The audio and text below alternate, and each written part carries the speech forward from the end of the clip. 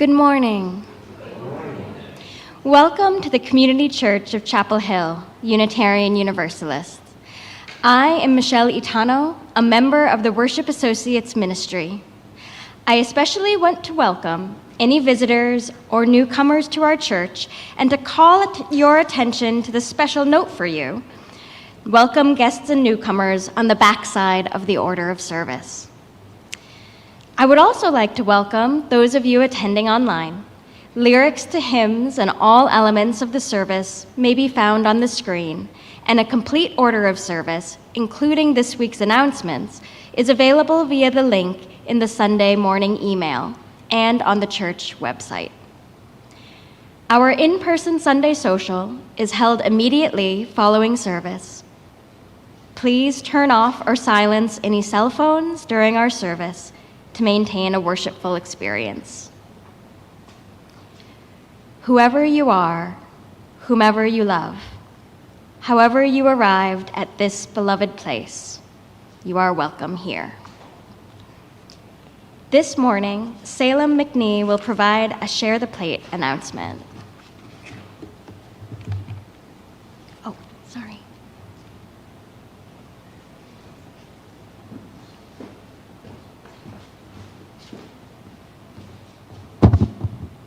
Good morning. I'm not Salem, but I am Shannon Tileman, and I'm with the church's Immigrant Justice Initiative. We are in the final week of our I Walk with Immigrants awareness campaign, which is a springboard for sharing more about the work our church does supporting asylum seekers. We started the Immigrant Justice Initiative at what felt like a time of great peril to immigrants. And as we face an election that could bring a return of that peril, it's good to recognize the difference we have made in the lives of our asylum-seeking families. Stop by our table at the Sunday Social to see the list of milestones achieved, from finding jobs and buying a first home to reuniting with children they were forced to leave behind when they fled. 4 of the families we work with faced that impossible choice. 2 of them now have their children with them again. One mother, currently living in the manse, had to leave 5 children. 4 are now with relatives in this country, and we're working to reunite them.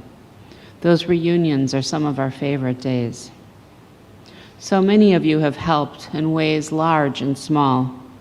We could not do this without your help, without your work and your donations of money. We stretch your donations by negotiating free and reduced price medical, dental, and mental health care and legal fees, and finding community resources like the IFC food pantry and porch food deliveries. And of course, having a house on our own grounds saves on one of the highest costs associated with settling newcomers. Even with these resources, we have to raise over $20,000 a year. Your generous support has helped us give 5 families a new start, and many more have benefited from short stays at the manse. Please give what you can today to help continue strengthening our nation of immigrants. Please make checks payable to the community church and write STP in the memo line, or scan the QR code at the back of your program to donate. Thank you.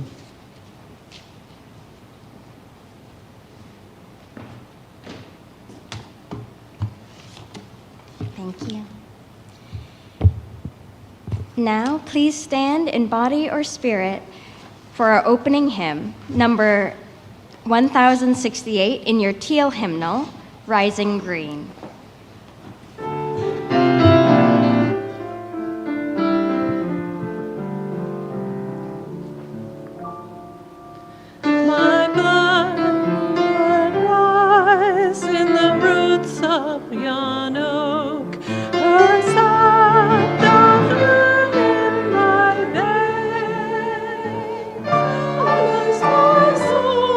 Like the open sky, where the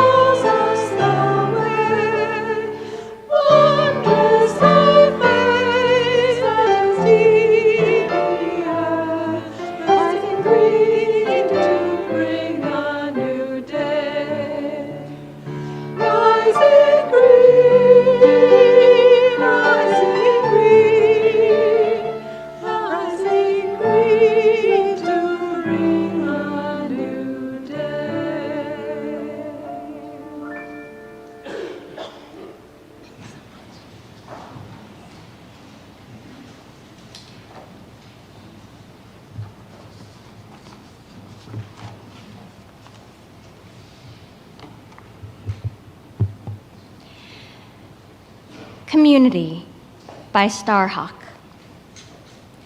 Somewhere there are people to whom we can speak with passion without having the words catch in our throats. Somewhere a circle of hands will open to receive us. Eyes will light up as we enter. Voices will celebrate with us whenever we come into our own power. Community means strength that joins our strength to do the work that needs to be done. Arms to hold us when we falter, a circle of healing, a circle of friends, someplace where we can be free. We are a people who speak with passion. We hold our hands open to one another. We celebrate each other's power. We offer our strength to the work that needs to be done. We hold each other. We heal one another. Friends, this is a place where we can be free. Come, let us worship together. You will find the words for our chalice lighting in your order of service. If you wish to do so, please join me in reading them. In these wild, historic, and uncertain times, we gather to remember who we are, who we belong to, and what we are called to do. As we light this chalice, we kindle the spirit of the great turning, the movement for justice alive in this nation today. May we feel it in our bones, and in the stillness of this hour, may we sense it calling our name.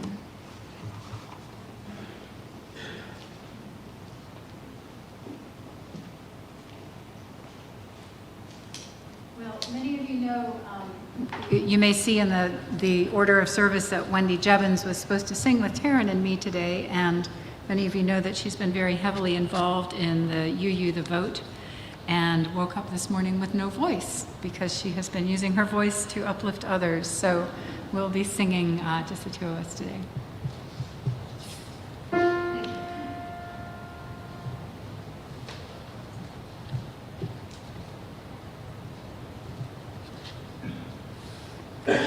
Send in 1,000 grandmothers, they will surely volunteer, with their ancient wisdom flowing, they will lend a loving ear, they will lend a loving ear. First they'll form a loving circle around the wounded wing, then contain the brutal beasts of war. Sweet freedom songs they'll sing, sweet freedom songs they'll sing. A lullaby much stronger than bombs and threats to kill. A force unlike we've ever seen will break the murderer's will. To the prisons we'll invite them, most violent souls will weep, when 1,000 women hold them strong and pray their souls to keep, and pray their souls to keep. Let them rock the few who steal the most and rule with youthful charms, so they'll see the damage that they do and they'll fall into grandma's arms. 2,000 loving arms.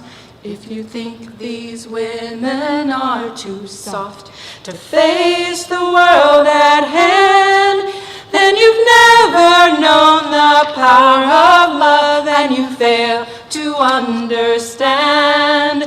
An old woman holds a powerful force When she no longer needs to please, she can cut your shallow life to bits and bring you to your knees. We best get down on our knees and pray for 1,000 grandmothers. Will you please come volunteer?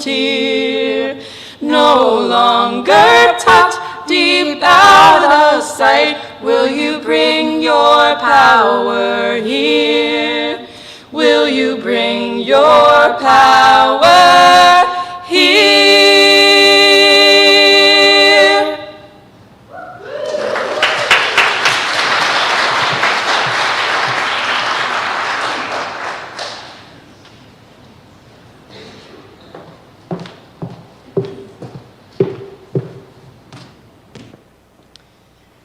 Each week, we take time out of our service to consider the joys and sorrows of the members of this congregation.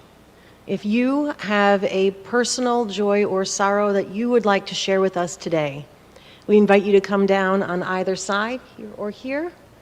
One at a time, put a stone in the water, tell us your name, and then briefly share your joy or sorrow with us.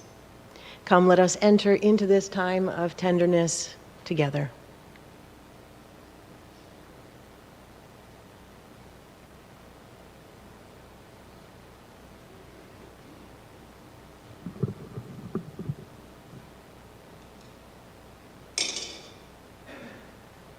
Hello, I'm Susan Heyman, and I want to thank everybody who wished me good luck at my foot surgery, and I wanted to report that I got the stitches out this week, and I am walking on this foot, and I'm looking forward to a complete recovery. Yay!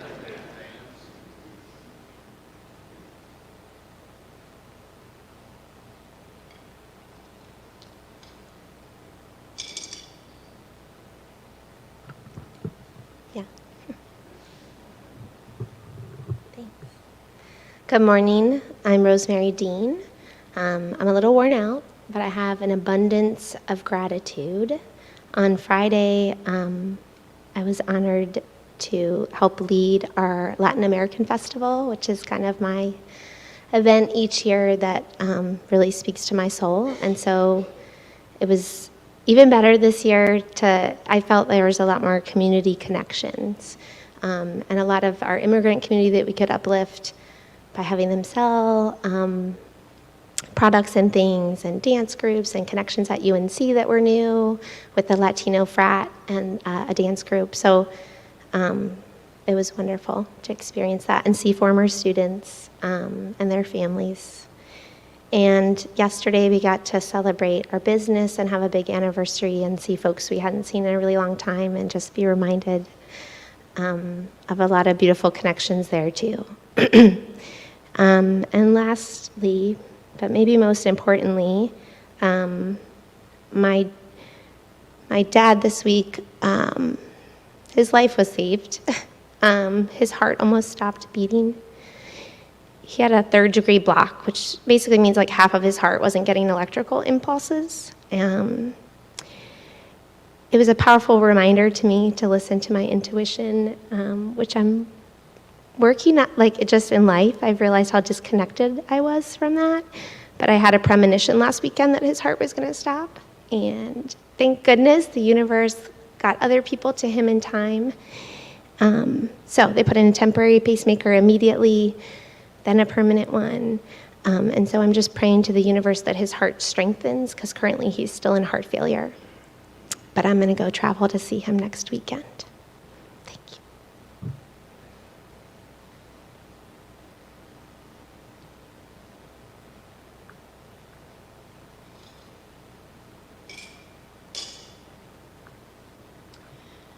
I placed 2 stones in the water this morning. The first one is difficult news to share. We have lost Shannon Richards. She passed away last evening. So please hold Shannon, her wife Maureen, her children, their family, and all their friends in your hearts. The second stone is for all those joys and sorrows that were not shared, but are still held in our hearts and are just as real. So, friends, I ask you to join with me as we hold and remember what has been shared with us today for celebration of community, for health and healing and recovery, for people being with us when we need it most, but also for the gift of someone's life who has been so important to this community for so long. It is loved so well and will be remembered with very much love. I ask you to join with me in sharing a time of silence.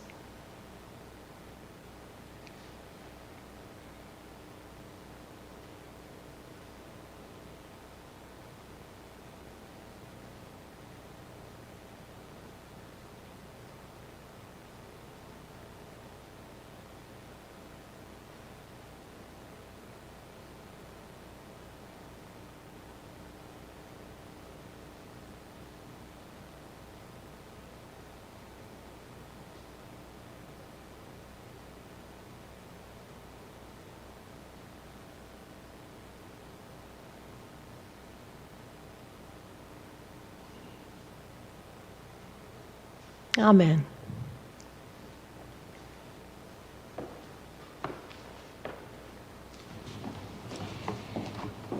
Please remain seated and join us for our sung meditation, number 123 in your gray hymnal, Spirit of Life.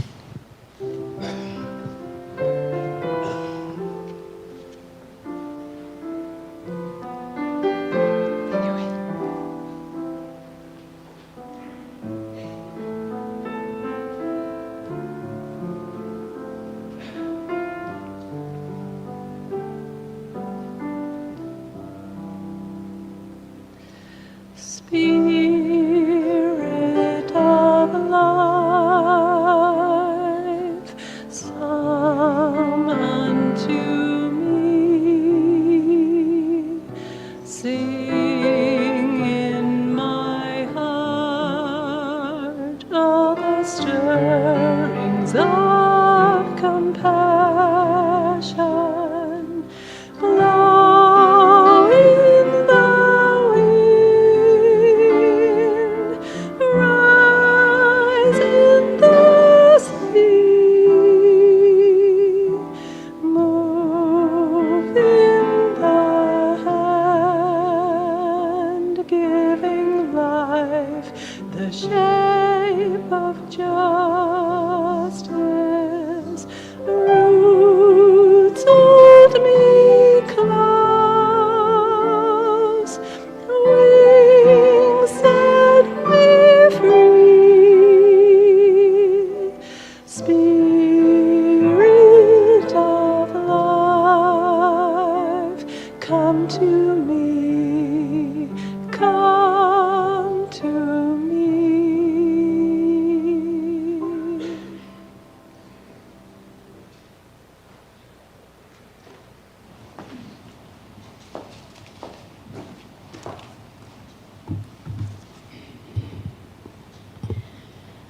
Our reading today is a poem by the poet Joy Harjo called Perhaps the World Ends Here. The world begins at a kitchen table. No matter what, we must eat to live. The gifts of earth are brought and prepared, set on the table. So it has been since creation, and it will go on. We chase chickens or dogs away from it. Babies teethe at the corners. They scrape their knees underneath it. It is here that children are given instructions on what it means to be human. We make men at it. We make women. At this table, we gossip, recall enemies and the ghosts of lovers. Our dreams drink coffee with us as they put their arms around our children. They laugh with us at our poor, falling down selves, and as we put ourselves back together again at the table. This table has been a house in the rain and an umbrella in the sun. Wars have begun and ended at this table. It is a place to hide in the shadow of terror, a place to celebrate the terrible victory. We have given birth on this table, and we have prepared our parents for burial here. At this table, we sing with joy. We sing with sorrow. We pray of suffering and remorse. We give thanks. Perhaps the world will end at the kitchen table while we are laughing and crying, eating of the last sweet bite.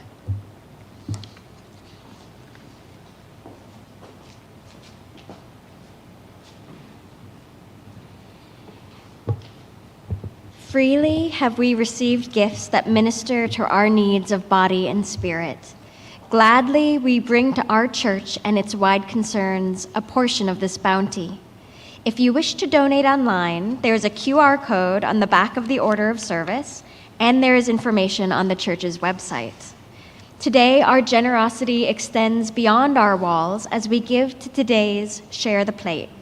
Remember, you can donate online, or if you are writing a check for the Immigrant Justice Initiative, please write STP in the memo line.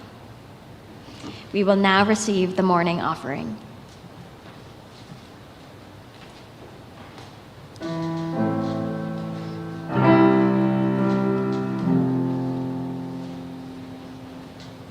I have a voice, started out as a whisper, turned into a scream, made a beautiful noise, shoulder to shoulder marching in the street. When you're all alone, it's a quiet break. But when you're band together, it's a choir of thunder and rain. Now we have a choice, 'cause I have a voice. I'm not living to die. Don't stand in a wasteland and look at me in the eye. Stop living the lie and stand up next to me. You gotta put one foot in front of the other, with a hand in a hand, holding on to each other. Go on and rejoice, 'cause you have a voice. It is loud, it is clear, It's stronger than your fear. It's believing you belong. It's for calling out the wrong. From the silence of my sisters to the violence of my brothers, we can rage like a river, feel the pain of another. I have a voice. I have a voice, and I'll let it speak for the ones who aren't yet really free. It's killing me. No one is saying what we need to hear. I will not let silence win, and when I see all the pain our people are in, there's no other choice, 'cause I have a voice. It is loud, it is clear, It's stronger than your fear. It's believing you belong. It's for calling out the wrong. From the mouths of our mothers to the lips of our daughters, we can dream like our brothers, speaking loud like our fathers. We can heal. Can you hear us? Can you hear us now? I have a voice, started out as a whisper, turned into a scream, made a beautiful noise, shoulder to shoulder marching in the street. when you're all alone, it's a quiet break, but when you stand together, it's a choir of thunder and rain. Now we have a choice, 'cause I have a voice. Now we have a choice, 'cause I have a voice. Now we have a choice, 'cause I have a voice.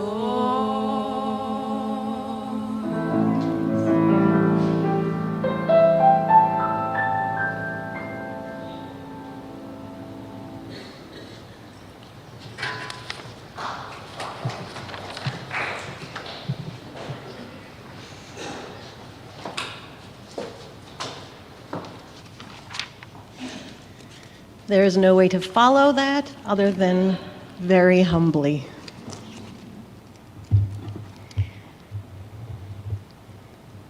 As the days are growing shorter, the mornings have a chill in the air, and the leaves are getting more colorful. We await the fun of Halloween. Jack-o'-lanterns lit with candles, children getting candy, and people of all ages dressing up like witches. Why do we dress up like witches? Obviously, by doing this, we are connecting with a very deep and ancient tradition.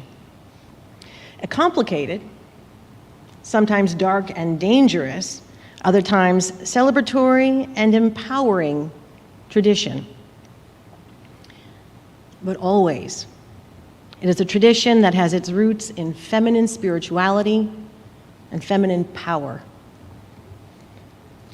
Throughout history, the word witch has had two connotations, two meanings. We have the witch as the wise one, and the witch as the wicked one. In some periods, one prevails. In others, another gets the upper hand. Usually, when somebody says, "I am a witch," they mean the wise one. When somebody says, "You are a witch," they mean the wicked one who consorts with the devil. Traditionally, the wise witch, in goddess form, possessed intoxicating beauty and charm and had the ability to enact good as well as bad magic. In human form, they had deep knowledge of the natural world, served as midwives and healers, creators of love potions, and weavers of spells. The wicked one came to symbolize the ugliest, most disgusting aspects of power. They are known for having their long, straggly hair, bony frames, large, crooked noses. They are adorned with black, pointy hats, wielding brooms, and usually carrying a familiar in the shape of a black cat. They are known to live in dark woods, have steaming cauldrons, and cackle wildly. They fraternize only with other wild witches at night, while they perform their rituals and sacrifices for the devil. I myself have been called a witch. In the second sense, not the cool one. It was in the great year of 1989, in the northeast of the United States of America, while I had my first stint at a religious college, which I will not name. At the age of 17, I was brought up on charges of suspected witchcraft and lesbianism, which were both officially illegal at that school. The hearing was complete with evidence, witnesses, a jury, and sentencing. My parents were forced to attend. The evidence consisted of having a statue of the Buddha, an African fertility necklace, and a Beetlejuice lunchbox. Most incriminating was a matchbox from the local men's gay bar. Despite my fervent denials, I was duly found guilty on all charges. The sentence was that I was not allowed to attend classes or be on campus, but my parents would be allowed to continue to pay tuition the following year. And sadly, I'm not making this up. Fortunately, after this ridiculous display, my parents were very understanding, and they allowed me to enroll in the most liberal arts college I could find, also in the Northeast. I settled in, I made friends, had a great time.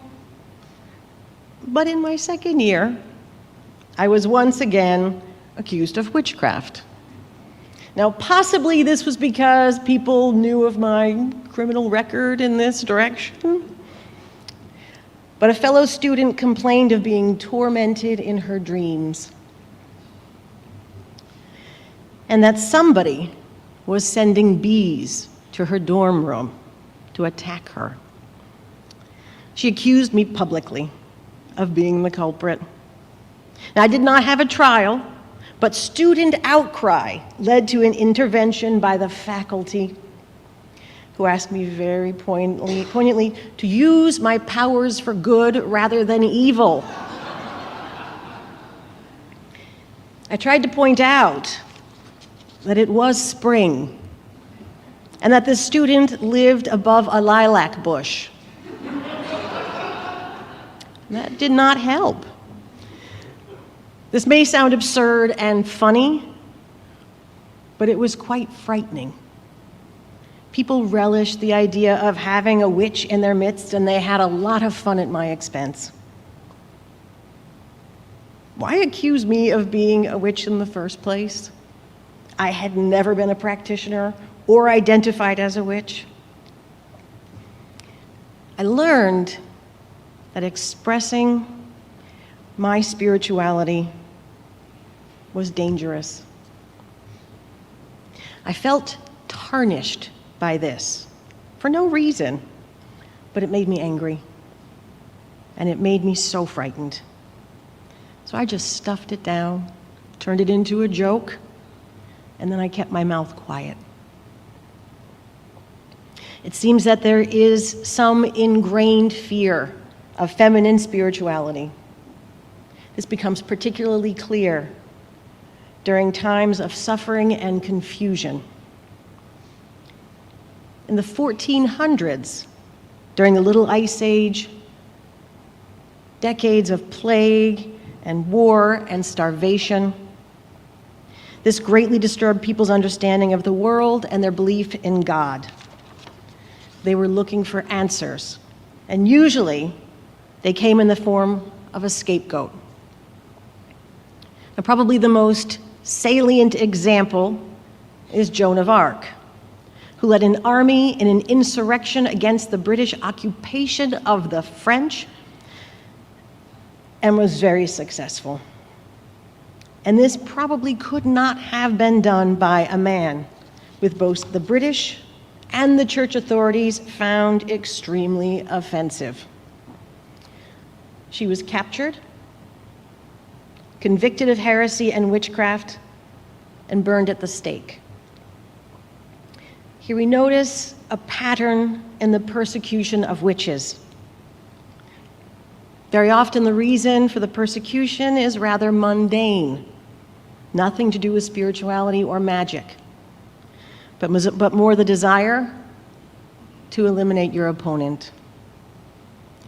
The famous biblical injunction, "You shall not suffer a witch to live," is clearly motivated often by the desire to maintain the monopoly of the priestly classes on spiritual matters and uphold a patriarchal system. For several hundred years, the second most popular book after the Bible was a book called, a witch hunting manual called the Malleus Maleficarum, or The Witch's Hammer, written by Heinrich Kramer. It is a detailed manual on how to identify, arrest, and torture, and then execute witches. Now, we know a little about the story of Heinrich Kramer. He was a not-so-successful country priest in northern Germany.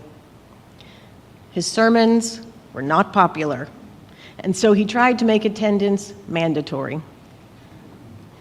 One very eccentric woman in the town openly mocked him and his narcissistic and pugnacious style. And then she encouraged other women in the town to do the same. They stood outside and they heckled him. So he had her arrested for witchcraft.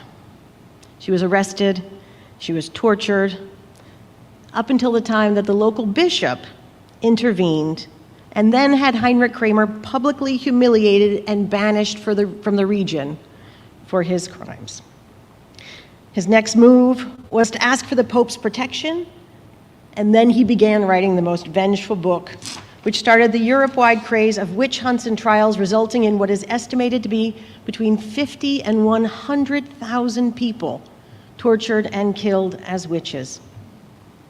Reverberations of this frenzy can still be found in Shakespeare's writing of Macbeth and Goethe's Faust.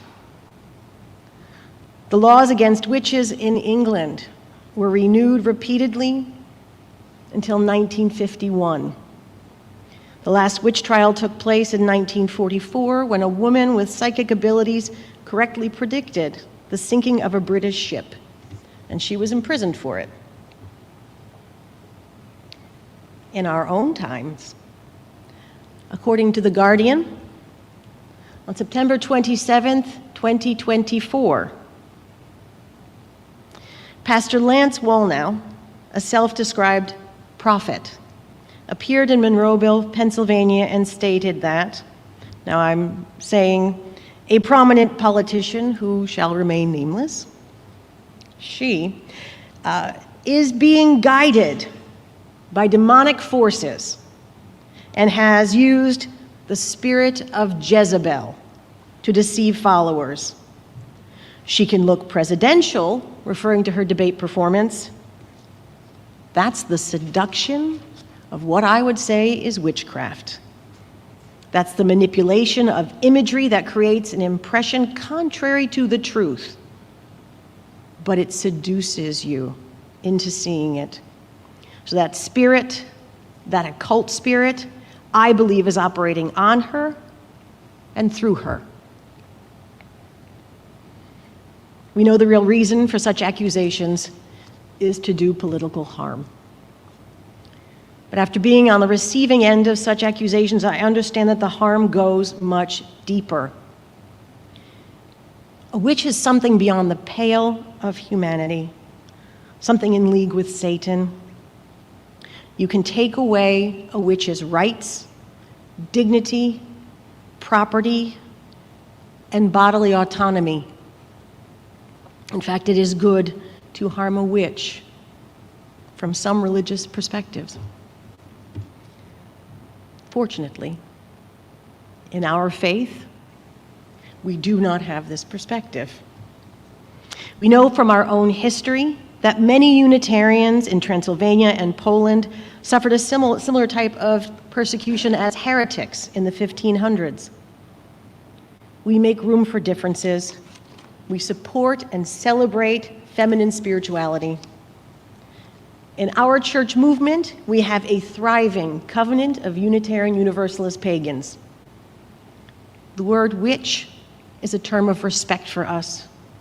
It connotes independence, strength, and wisdom.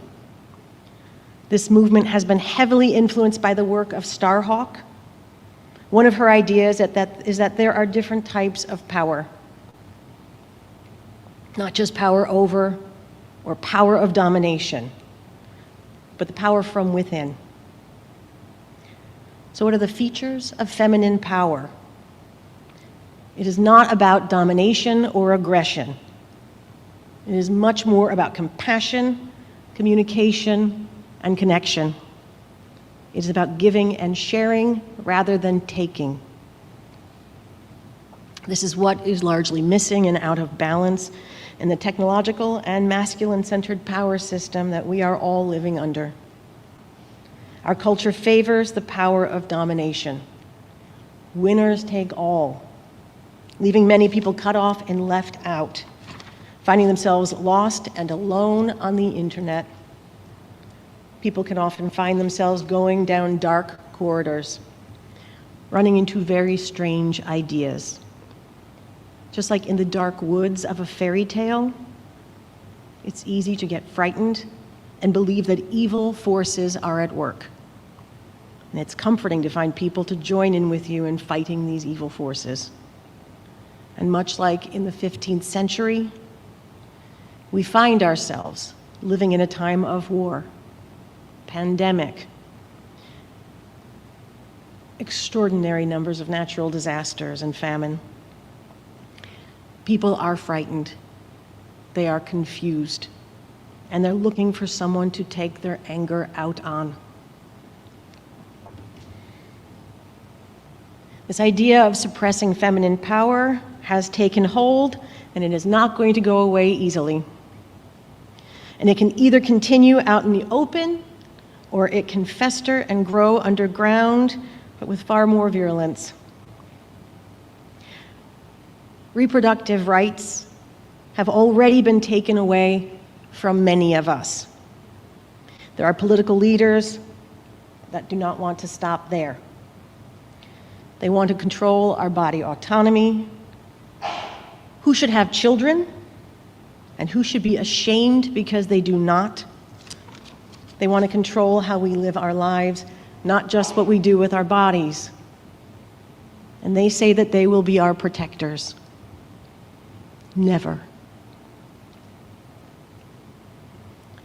So how do we fight this? How do we beat this current back? I don't think we're going to stop this by continuing to engage in the same rules of cartoonishly masculine power systems that have got us into this mess. This is why feminine spirituality is so important, and feminine power. I saw a brilliant example of feminine power a few weeks ago. This was during the first post-Helene Friday Action Hour hosted by UU Justice NC. It takes place over Zoom, so not the most obvious place to see this. UUs from all over the state joined this meeting. And during our time together, Reverend Lisa Sampson Garcia, our beloved community minister here at Community Church, invited those deeply affected by the storm to share their stories. One person shared the story of losing their home, their cars, all of their belongings, and wondering if they could continue living. Reverend Lisa asked, "What do you need?" And then she said, "We will get it to you." Reverend Lisa meant this. We later saw trucks being loaded in Charlotte and driven up to Asheville, filled with supplies. A member of the group set a GoFundMe page for this person. Reverend Lisa has built up enough of a relationship and goodwill throughout the entire state to be able to ask, "What do you need?" and say, "We will get it for you," and fully mean it and follow through. And that was something. That was beautiful, and that was powerful. I thought that was the best example of feminine power I had seen until Reverend Lisa asked the person who had told their story to put their hands over their heart. And then asked all of us who were on the Zoom call to lift our hands up to the camera, hold our hands out, and together share every ounce of love in our hearts with this person. And as we did this person lying in a bed in a hotel room they didn't know, held their heart and they cried out, "I feel it. I feel your love. I feel you with me. I feel your love. I feel it."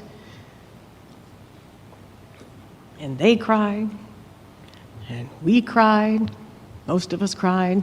I certainly cried. It felt like the laying on of hands at a revival meeting. It was real, and it was powerful.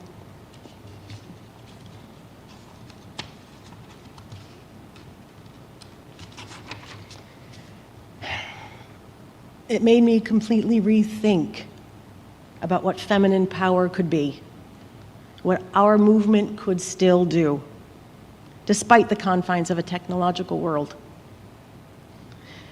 I would like to say that there was no magic in our shared experience over Zoom, but maybe there was. Maybe what makes feminine power so suspicious and frightening to some is the fact that it can be visceral. You can really feel it affect you. It resonates somewhere in the realm of the body and the spirit, not just in the mind. It's a way of communicating beyond words. And now, it can even transcend computers. Spooky. So what's the good news here? What's the really good news?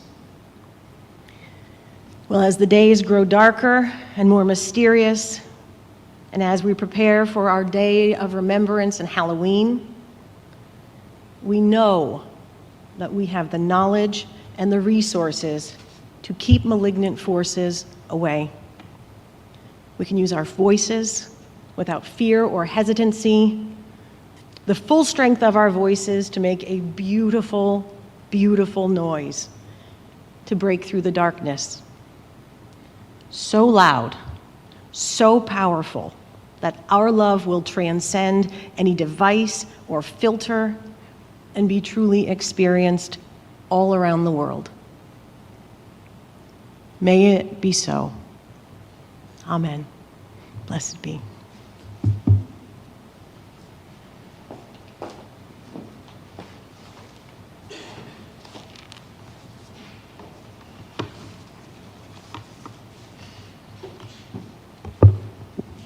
Please stand in body or in spirit for our closing hymn, number 1051 in your teal hymnal, We Are, and please remain standing after the hymn.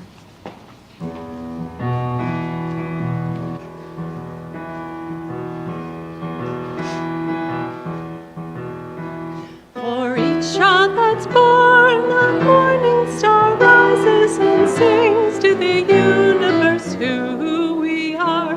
For each child that's born, a morning star rises and sings to the universe who we are. We are our grandmother's prayers, and we are our grandfather's dreamings. We are the breath of our ancestors. We are the Spirit of God. We are mothers of courage and fathers of time. We are daughters of dust and the sons of great visions. We're of mercy and brothers of love.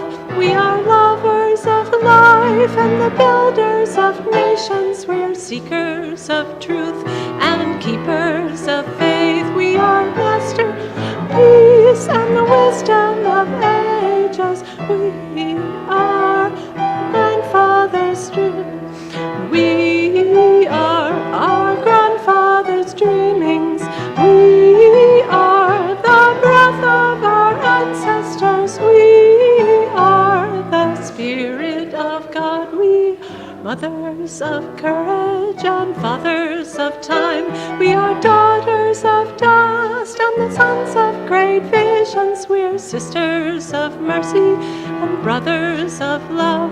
We are lovers of life and the builder of nations. We're seekers of truth and keepers of faith. We are makers of peace and the wisdom of ages. We are our grandfather's prayers, and we are our grandfather's dreamings.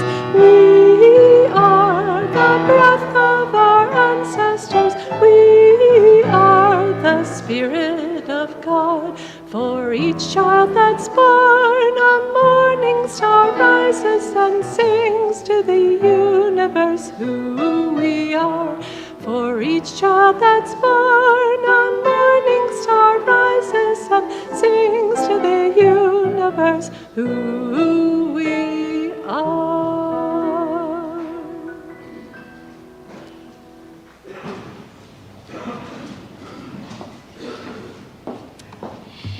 The words for extinguishing the chalice are in your order of service. Please join me if you wish to do so.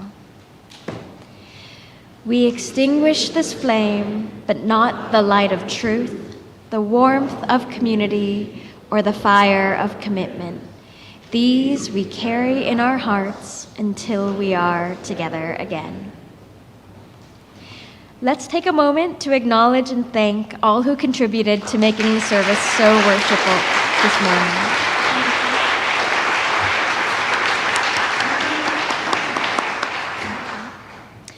Now, please join us in singing Shalom. The words are in your order of service, and as you are comfortable, please either hold hands with the person next to you or cross your arms over your heart.